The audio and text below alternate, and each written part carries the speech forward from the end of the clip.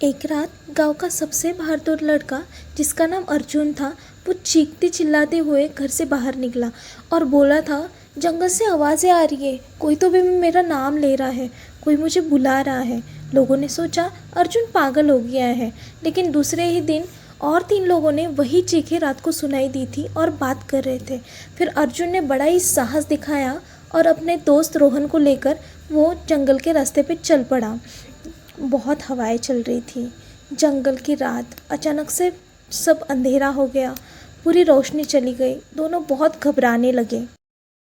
रोहन बहुत घबराया और बोला, अर्जुन मुझे बहुत डर लग रहा है।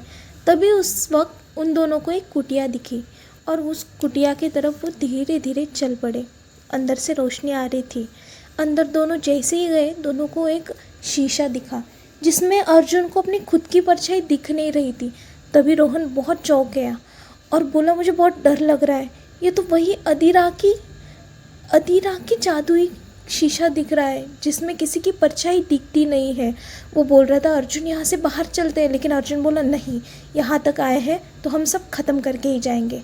फिर वहाँ से अदीरा की आवाज़ आई हंसने की और फिर अदीरा ज़ोर ज़ोर से हंसने लगी। हा हा हा हा, अर्जुन तुम आ ही गए, मैं तुम्हारा ही इंतज़ार कर रही थी।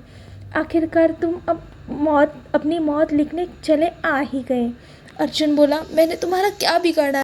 तभी अदीरा बोली, तूने मेरा कुछ नहीं बिगाड़ा, लेकिन तुम्हारे दादाजी ने मुझे जला के मार दिया था। फिर उसी वक्त अर्जुन को याद आया कि घर पे हमारे एक किताब है जिसमें अदीरा की जादुई शक्ति ख़त्म करने का रहस्य है।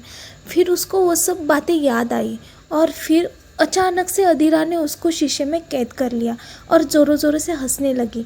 फिर अर्जुन को याद आया, किताब में जो बातें लिखी थी उसमें लिखा था कि ये शीशा तोड़ दो और अदीरा की सारी जादुई शक्ति ख़त्म हो जाएगी। फिर अर्जुन ने साहस दिखाया और शीशा तोड़ दिया। उसको लगा अभी अदीरा की सब जादुई शक्ति ख़त्म हो गई। अर्जुन और रोहन दोनों भी वापस आ गए। गांव लौटते ही दोनों बहुत ज़्यादा खुश थे। उनको लगा अब अदीरा ख़त्म हो गई है। लेकिन जैसे ही अर्जुन घर पे गया, उसको शीशे पे अपनी परछाई दिखी और उसको पता चला कि अभी तक अदीरा ख़त्म नहीं हुई है। ये कहानी अभी बाकी है मेरे दोस्त।